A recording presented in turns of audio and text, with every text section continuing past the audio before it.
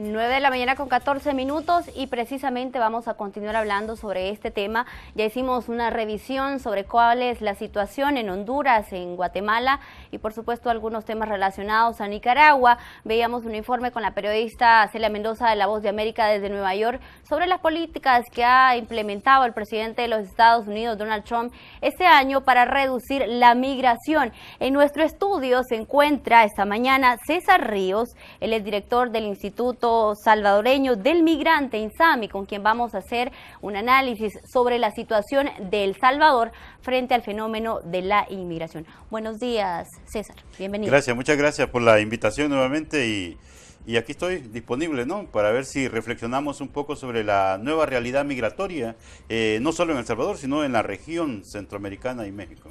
Y frente a esa nueva realidad, César, es importante hablar que las autoridades han venido destacando durante este 2017 una reducción significativa de las deportaciones desde México y desde Estados Unidos. Paralelo a esto, ellos aseguran que el número de personas que están intentando viajar con rumbo hacia Estados Unidos, principalmente de forma ilegal, ha disminuido, basándose prácticamente en estas cifras, en estas estadísticas de personas retornadas hacia El Salvador. ¿Cuál es la situación en general en estos momentos de la inmigración en El Salvador principalmente? No, y esos datos son reales, lo que está compartiendo Cancillería.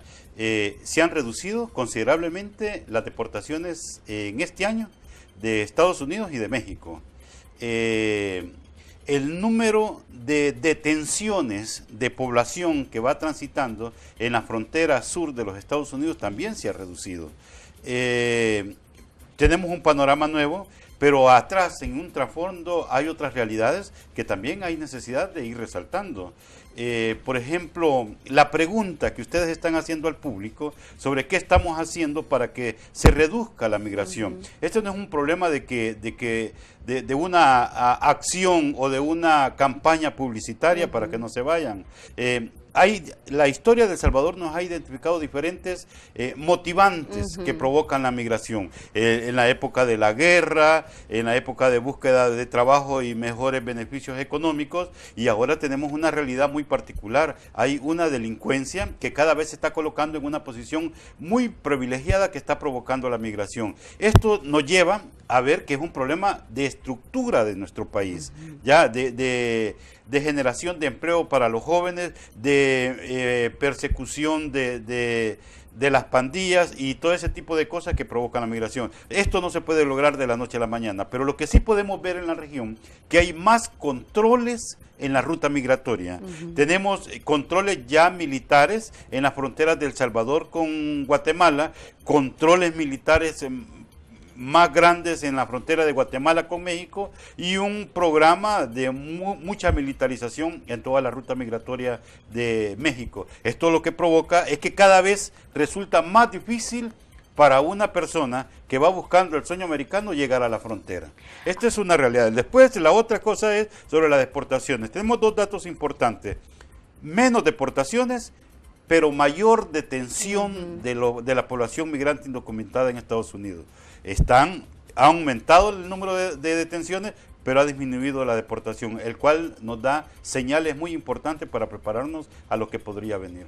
Algunos aseguran que esto podría derivar en un subregistro, ¿no?, de que tanto ha reducido o no el número de personas que por diversas causas deciden salir, porque el hecho de que hayan reducido las deportaciones, muchos lo relacionan con que los centros en Estados Unidos o las cortes ya no dan abasto por la cantidad de personas que está tratando de salir de la región hacia Estados Unidos. Mira, este dato se puede interpretar, se puede tener varias ópticas como analizarlo. Como por ejemplo, tú recuerdas, todos los discursos del presidente Donald Trump vinculan la migración con terrorismo y con seguridad nacional. Y ahí está, nos lo ha planteado bien, ha identificado muy concretamente quiénes son las poblaciones deportables, los vinculados con las maras, los que tienen antecedentes penales, los que tienen un juicio, están en las cárceles a punto de salir, o sea, ya sabemos. Cuando nos damos cuenta de esa vinculación entre migración y terrorismo, entonces nos llama poderosamente la atención porque hay una amenaza directa a deportación de la población del TPS, por ejemplo.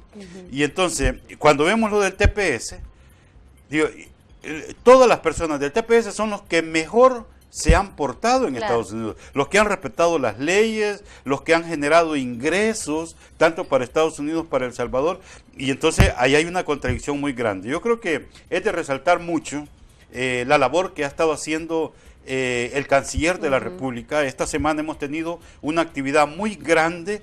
El canciller ha ido en muchos lugares. Recorriendo estados por estados y ciudades por ciudades. Perfecto. Yo creo que con el papel como sociedad civil que hemos estado señalando sobre el papel que deberían jugar los consulados en Estados Unidos, que sea como la mano de apoyo en la esquina de cada migrante. Creo que vamos camino para eso. Creo que lo estamos haciendo muy bien. Sin embargo, los datos, esta nueva realidad migratoria, todo el entorno que nos está dibujando, creo que nos llama la atención para hacer una reinterpretación del fenómeno migratorio. Ahora, ¿es válido las acciones que están tomando las autoridades desde la Dirección de Migración y Extranjería, ¿no?, para de alguna manera continuar con los beneficios que tienen ya los connacionales amparados en el TPS en Estados Unidos y con el reciente derogado DACA? Pero ahora, ¿qué estamos haciendo como Estado y como gobierno para reducir la cantidad de personas que están aspirando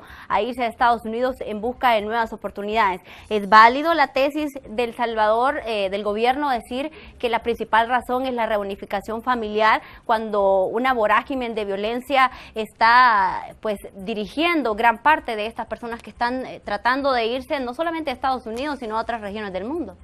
Ya, los caxantes, lo que yo te decía, mira, el tema de reunificación familiar está permanente, ¿no? Eso es uno de los 3 elementos fundamentales. La búsqueda de mejores beneficios económicos y trabajo también, pero no podemos negar la inestabilidad de la situación en nuestro país de inseguridad. Y eso está presionando. Creo que sería diferente si el gobierno nos presentara que se ha generado una cantidad considerable de empleo, o que nos ponga un panorama donde todos los jóvenes que están graduándose de la universidad tienen oportunidades para emplearse. Cuando nos presente ese panorama, creo que esta sería la mejor campaña que podríamos hacer para que los jóvenes no migren en nuestro país. Entonces, pero si no tenemos esa realidad, pues el camino está ahí. Y no solo para el norte. Si nos cierran la ruta migratoria hacia el norte, hay otras rutas que puedan tener. El tema no es ya de migrar porque quiero un sueño americano. El tema ya es migrar porque necesito protegerme. Quedó atrás el mal llamado sueño americano, que para muchos conocido desde los años 80, 90 para acá. Claro, mira, cuando tú ves todo lo que están sufriendo las mujeres en la ruta migratoria, creo que tú te puedes explicar muy bien. A pesar que a las mujeres les dicen, mira, no migren, porque ustedes son el principal objetivo de criminalidad, violadas, secuestradas, ahí las tienen, son las que peor pasan. Es más, hasta les han recetado un medicamento para que no salgan embarazadas en la ruta. Pero a pesar de que señalan eso, a pesar que las mujeres saben todo el peligro que va a haber y todavía migran, entonces de repente tú puedes considerar que ellas se ponen a analizar cuál es el peligro más grande, el que tengo en mi cantón o el que voy a sufrir allá, y si deciden que van a emprender la ruta migratoria, creo que eso hay que valorarlo mucho. ¿Manejan ustedes algún tipo de estadística de las personas, de violaciones a los derechos humanos en la ruta hacia Estados Unidos, principalmente en México? Y si tienen información del número de personas que han llegado a Estados Unidos y han tratado de ampararse, solicitando un estatus de protección, refiriéndome principalmente al asilo. Sí, mira, cada día está aumentando el número de asilos. México en este año ha multiplicado la cantidad de asilos. Estados Unidos está en esa discusión administrativa si acepta o no acepta la cantidad de solicitudes de asilo. Tenemos esa realidad. Lo que tenemos sobre la mesa principalmente ahora es el tema de lo que va a pasar con nuestros compatriotas beneficiarios del TPS. Tenemos 198,000 salvadoreños amenazados, y nos están dando señal, nos dio señal Haití, que le suspendieron. 6 países de África también se lo suspendieron. Ahora viene Honduras y no sabemos qué va a pasar, pero mira, aquí es donde debemos cumplir un trabajo muy grande como consulados, como autoridades orientadoras. ¿Cuáles son las opciones que tenemos? Y voy a empezar con una de las más fuertes que nos va a tocar enfrentarnos en este momento. Ya las autoridades de Canadá están acercándose a nuestro liderazgo en Estados Unidos para lograr detener una huida de estos compatriotas beneficiarios del TPS a solicitar refugio y asilo en Canadá. Lo mismo que pasó con los haitianos. Lo mismo que pasó por los haitianos. Canadá cierra la puerta, los concentra en un estadio y está diciendo, Canadá no tiene condiciones para dar refugio. Y entonces, ¿y esto qué es? Esto es trabajo de Cancillería. Ya debería estar nuestra embajadora de Estados Unidos con el embajador de Canadá negociando qué es lo que va a pasar. Y si Canadá no tiene condiciones de dar refugio a los cientos de miles de salvadoreños que pudiesen de alguna manera quedar sin el TPS, también a los hondureños que son los más próximos a vencérseles, la región tampoco, muchos analistas pues traen a mención el tema que están preparados para recibir esa cantidad de connacionales repatriados de alguna medida que no se les llegue a renovar el TPS. Claro, 3 opciones más. Después de búsqueda de refugio a Canadá, se van a la sombra huyendo de las autoridades. Esa es otra opción, ya que no hay otra cosa más, y deciden huir y no regresar al país y se van a la sombra y van a ser perseguidos por migración. El otro es lo que está hablando mucho nuestro canciller, y me parece excelente si están orientando hacia ahí todas las baterías para negociar, es buscar un alargamiento, ya postergar más este permiso temporal. O lo que decía él es, si a los haitianos les dieron 6 meses para preparar sus maletas, pues necesitamos más de 18 meses para preparar nuestras maletas, porque es gente que ha estado más de 16 años ahí y tiene bienes, tiene casa, tiene herramientas, tiene empresa, y cómo van a hacer que en 6 meses van a desmontar todo eso. Entonces creo que eso es, y lo otro, y lo más extremo, que es lo que estás diciendo tú, y imaginémonos ese caso hipotético de decir, los deportamos a todos, deportamos a 190,000 salvadoreños en esas condiciones al Salvador, y ahí viene la pregunta que tú te hacías, ¿tenemos condiciones para recibirlo? Esto ya no estamos hablando de deportados de la ruta migratoria, ya no estamos hablando de deportados de la frontera, estamos hablando de personas con una acumulación de capitales de todo tipo, de conocimiento, experiencia, maquinaria, empresas, y ya creo que lo que hemos estado haciendo con asimilar las deportaciones de México y Estados Unidos, creo que ha sido una buena práctica, pero si se da este panorama, creo que hay que prepararnos todos mucho. En El Salvador nos hemos dormido en los laureles, como se conoce popularmente, preparando medidas para una situación tan extrema como la que hemos estado hablando en estos momentos, como gobierno principalmente, ¿no? Mira, yo siempre digo que este gobierno se ha visto sorprendido por esta nueva realidad migratoria. Este gobierno heredó una historia de la migración diferente. Nos habían enseñado solo a expulsar personas, solo a sacar de nuestro país a la mejor mano de obra y a nuestra juventud. Pero este gobierno, cuando se ve y se enfrenta a la realidad de la deportación, ahí te cambia todo el panorama. Ahí tienes que empezar a hacer, interpretar esta realidad bajo términos geopolíticos, ¿ya? Y crear estrategias de cara a esta realidad. Creo que como sociedad civil hemos estado marcando durante todo este periodo y señalando, identificando salidas que puedan haber. Como sociedad civil hemos permanecido en el tiempo, con más gobiernos trabajando este tema que el mismo gobierno actual. Entonces conocemos bastante todo este recorrido de la migración, y creo que lo que nos queda en este momento es fortalecer las alianzas estratégicas a todo nivel. Y de cara a esta nueva realidad es importante también hablar no solo de las políticas migratorias que está intentando de implementar el presidente de los Estados Unidos, Donald Trump, sino también de la lucha frontal que está teniendo el gobierno estadounidense contra las pandillas. Si bien es cierto, se ha reducido la migración significativamente comparado con 2016. Las deportaciones en específico ha incrementado en más de un 36% las deportaciones de pandilleros desde la nación norteamericana hacia El Salvador. Ese es un tema muy importante que hay que abordar, pero lo vamos a hacer al regresar de la pausa.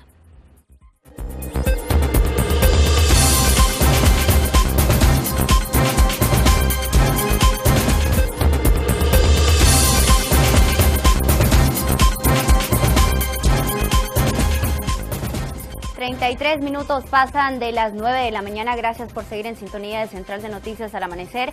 Esta mañana hemos hecho un análisis sobre la situación migratoria en la región, principalmente en el Triángulo del Norte. Hoy estamos abordando el tema que compete a El Salvador, haciendo un análisis con César Ríos, director del INSAMI, sobre las diversas causales que están generando que las personas decidan salir de El Salvador ilegalmente hacia otros países, aunque también hay migración legal, ¿no? Personas que deciden buscar otras oportunidades o salir de El Salvador hacia otras regiones.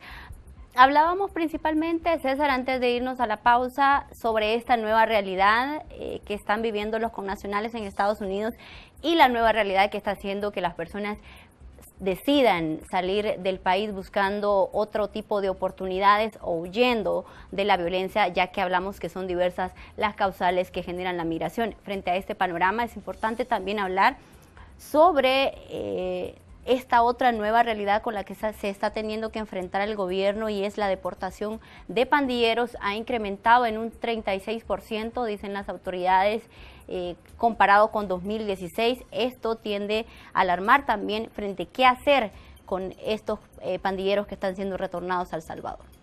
Sí, mira, Raquel, hay que tener mucho cuidado al hablar sobre este tema, porque la no medición de estas reflexiones causa unos impactos muy grandes, principalmente a la mayoría de población deportada, que son trabajadores bien portados, que solo cometieron una leve falla administrativa, manejo desordenado, luz roja, y ahí fueron deportados, ¿no? Entonces, no puede ser que un porcentaje menor esté causando un impacto negativo en el resto de la población deportada, que viene y tiene todas las ganas de seguir apoyando al país y de insertarse laboralmente. El tema de las deportaciones de pandilleros, hay que tener mucho cuidado en segmentar a qué nos estamos refiriendo, porque si estamos hablando de población, Estados Unidos no puede deportar a alguien que haya sido condenado en Estados Unidos. Ya, lo que estamos viendo es personas que ya han cumplido su condena en Estados Unidos, y una vez termina su condena, entonces la deportan, ¿no? Y estos ya cumplieron su condena, entonces no puede ser que el país lo vuelva a condenar, ya bajo principios de derecho internacional no pueden. Lo que hay que apoyarlos para que se inserten laboralmente. Si han cometido un delito en Estados Unidos, y lo han cometido en Estados Unidos, entonces tienen que pagarlo en Estados Unidos. No puede ser que lo manden para acá. Pero también tenemos el otro caso de que lo que hemos estado viendo últimamente, de que son personas que han cometido un delito para acá, se fueron huyendo para Estados Unidos, y allá los agarraron, les encontraron los antecedentes, inmediatamente los deportaron. Entonces, estos, al hacer esta segmentación, nos damos cuenta de que el grado de personas de alta peligrosidad deportadas de Estados Unidos son pocos, ya no llegan ni al 4%. La sumatoria sí, y por eso es que nos llama la atención que con este porcentaje menor de la población deportada crean acciones a nivel legislativo y ejecutivo para poder seguir condenando a esta población. Habla eso del registro de pandilleros. Correcto, correcto, y el reporte que se están haciendo, según la recomendación, tienen que reportarse a un juez, no tienen que salir de un área geográfica, y eso. Yo creo que tenemos que jugar un papel muy grande. ¿Para usted esto significa seguir con el estigma de lo que ya es ser una persona que ha sido pandillero o está tratando de reinsertarse? ¿Es seguirlos estigmatizando? Bueno, si es pandillero y ha cometido algo, ya no es estigma, ya es real lo que está haciendo, y si ha cometido un delito, tiene que pagar con toda la ley, ya. Pero si no, si no ha sido un pandillero, si no ha cometido ni un delito, y viene y se le estigma alrededor de eso, que podría ser un pandillero, entonces ahí sí hay que trabajar mucho. Hay que dignificar la persona trabajadora que por 20 años estuvo mandando remesas familiares, trabajó, mantuvo a su familia allá, aquí, y mantiene a su familia allá, y ahí está. Estamos hablando de un tema muy grande, que esto te lleva hasta niveles de multiculturalidad. Ya tenemos cada día, con la nueva administración del presidente Donald Trump, lo que estamos recibiendo son deportados que han vivido en Estados Unidos más de 10 años. Esto te cambia todo el panorama. Por ejemplo, en Insami, hemos estado haciendo ya este mes, y te invito para que compartas, para que conozcas muy bien cómo es esta multiculturalidad. El tercer jueves de noviembre, en Estados Unidos se celebra el Día de Acción de Gracia. Aquí lo vamos a celebrar con los deportados. Thanksgiving. Aquí lo vamos a celebrar con los deportados. ¿Y por qué? Porque allá lo han estado celebrando con sus hijos, con su familia, y ahora lo van a celebrar solo. Ahora es importante hablar sobre la realidad a la que se enfrentan las personas que ya han sido retornadas a El Salvador, principalmente aquellas que ya, usted muy bien lo mencionaba, que llevan décadas viviendo fuera de El Salvador. ¿Qué tan efectivas están siendo las políticas de reinserción para personas retornadas? Porque este año, hace unas semanas más o menos, Cancillería presentaba un reporte sobre un programa de reinserción para personas retornadas para brindarles ayudas y de alguna manera montar sus propios negocios y volver a la vida laboral activa. Pero las cifras son relativamente mínimas para la cantidad de personas que regresan a El Salvador, alrededor de 80 personas más o menos para 2016 frente a casi 30.000 que retornaron. 50.000 ya que retornaron. Mira, como ISAMI hemos estado acompañando todo ese esfuerzo. Fuimos los pioneros junto al lado de CONAMIPE y el Viceministerio Salvadoreño en el Exterior, donde empezamos a ordenar las ideas para cómo intervenir en este tema de inserción sociolaboral y productiva. Creo que esto ya pasaron 3 años, se han hecho proyectos pilotos, y creo que ya es tiempo de sentarnos y reflexionar sobre ese aprendizaje, porque tenemos una situación muy dinámica de las realidades migratorias que está cambiando. Creo que hemos aprendido mucho y creo que tenemos en este momento la capacidad suficiente para reflexionar y hacer nuevos planes de acuerdo a esta experiencia. Lo que tú decías es un proyecto piloto, son 80 ante 50.000 deportados. Creo que algo tenemos que aprender. Me gustó mucho ayer, hace 2 días, el canciller anuncia en Los Ángeles, California, en un evento muy importante sobre los aportes de la población del TPS, donde dice, ponemos a disposición un capital de crédito a disposición de la población deportada con todas las bondades suficientes que no te da la banca formal. Yo creo que eso lo aplaudo yo, porque conozco mucho de microfinanza, y le pedí inmediatamente, quiero conocer ese programa, para ver si esta política migratoria a favor de la población deportada se adapta a esa realidad. Ya, porque hemos estado, personalmente yo he estado enfrentado a la banca formal, a la banca estatal, y nos damos cuenta que no estaban preparados para diseñar un producto financiero de acuerdo a la realidad de la población deportada. Ahí estamos trabajando mucho, tenemos problemas serios. Lo que te decía, la población que ha vivido más de 10 años en Estados Unidos y es deportada, tiene características muy particulares. Todos son mayores de 40 años. ¿Y cómo viene una persona mayor de 40 años a buscar trabajo?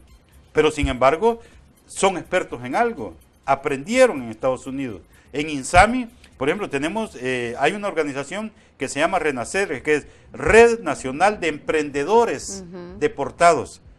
¿Ya? Entonces ellos están interpretando su realidad como emprendedores, como cómo ponen a disposición toda la experiencia que aprendieron en Estados Unidos. Esto no es lo mismo que atender a un deportado que viene de México. Estos requieren capital de trabajo, asesoría, no sentarlos a capacitarlos, sino que asesorarlos para que interpreten mejor el entorno del mercado y cómo poder poner en práctica todo lo que aprendieron en un país desarrollado. Entonces, a ellos no les vas a enseñar a que pongan un rótulo afuera, a que iluminen su lugar, a que limpien su lugar. Ellos lo saben muy bien. Lo que tienen que hacer es cómo hacer, darle capacidad de segmentación de mercado y cómo identificar una oportunidad de acuerdo a la realidad que ellos traen. Esto es otra cosa. Esto requiere que el personal a cargo del Viceministerio Salvadoreño del Exterior sean expertos en esto.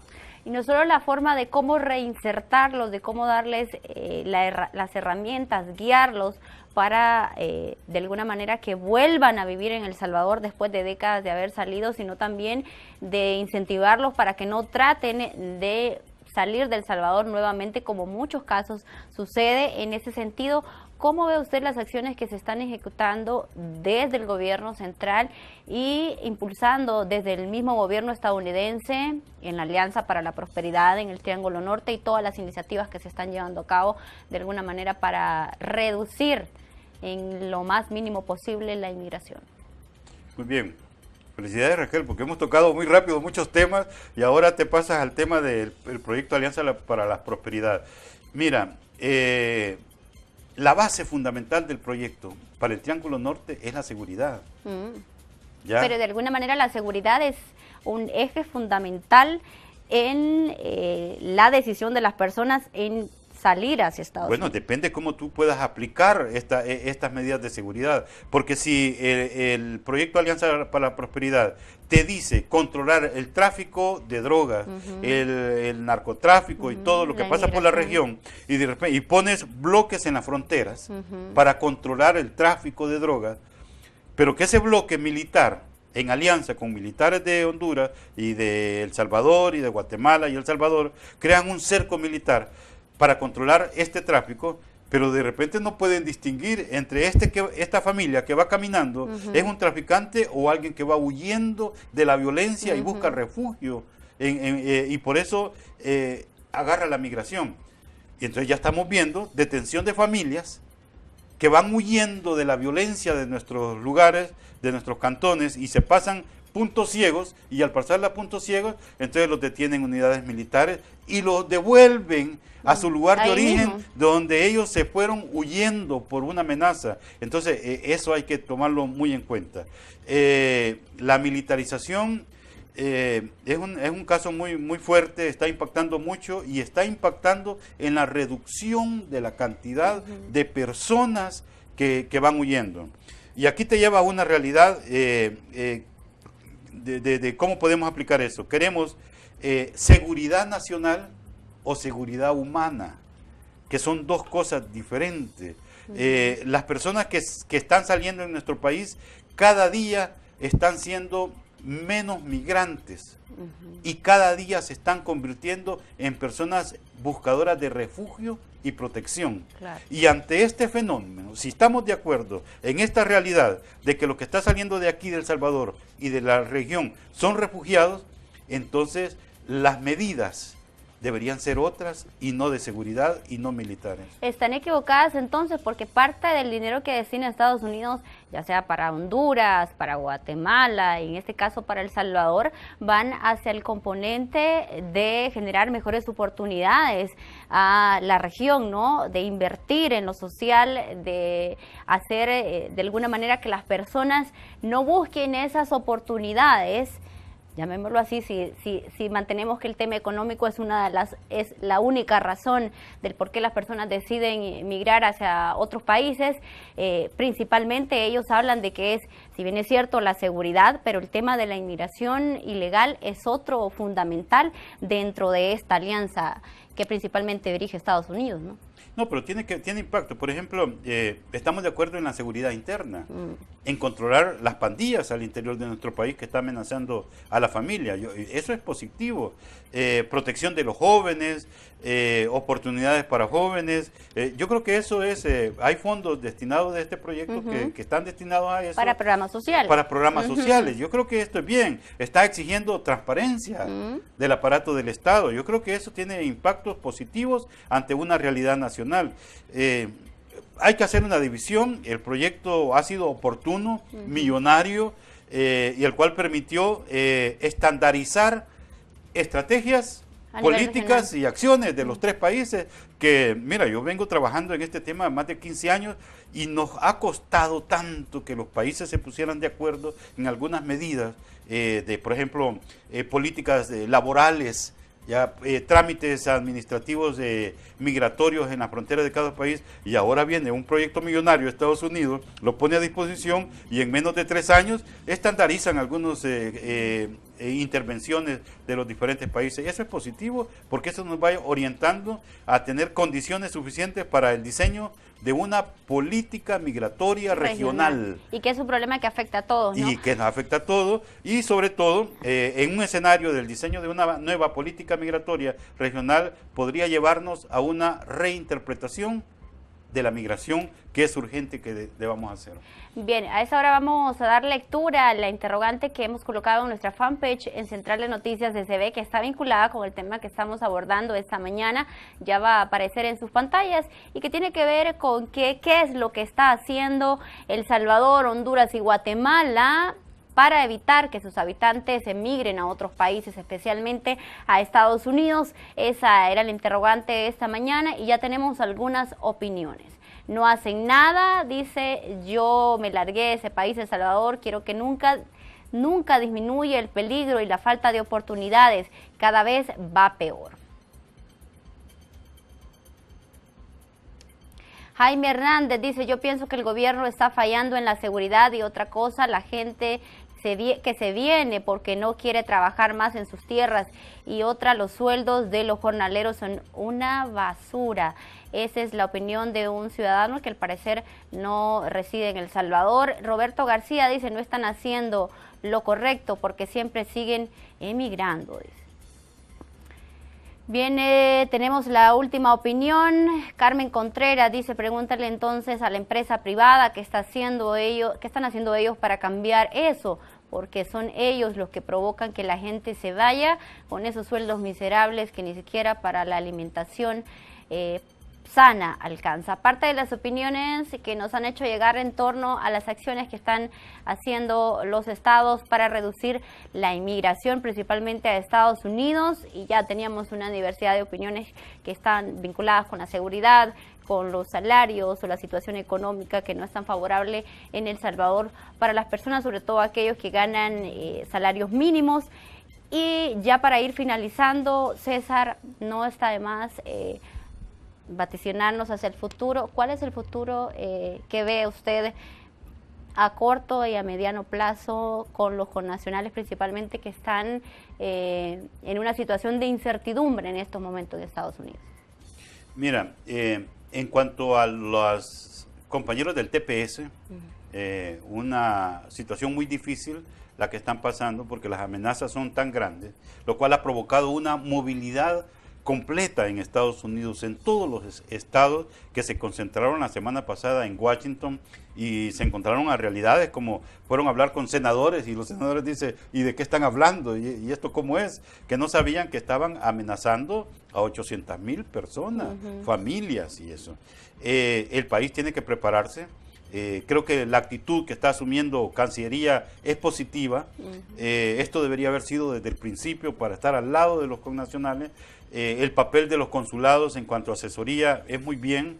La recomendación que hacemos siempre es que fortalezcan sus alianzas con las asociaciones de salvadoreños que ya tienen décadas de estar en Estados Unidos.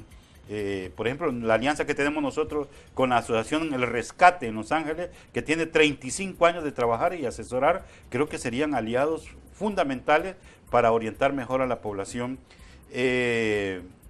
Hay que negociar con Canadá muy bien lo que pueda venir y hay que buscar negociar salidas para alargar más la estadía de la población allá. Como país tenemos un reto muy grande como el viceministerio salvadoreño en el exterior para revisar toda su política a seguir. Y como Estado en general, no tanto gobierno, empresa privada, a tratar de dar mejores oportunidades a las personas que viven en El Salvador para que menos decidan buscar ese mal llamado sueño americano en Estados Unidos o incluso en otros países de la región y el mundo. Así concluimos esta entrevista. Gracias por habernos acompañado, César. Ya, con mucho gusto. Bien, nosotros vamos a hacer una breve pausa comercial, ya volvemos con más en Central de Noticias al Amanecer.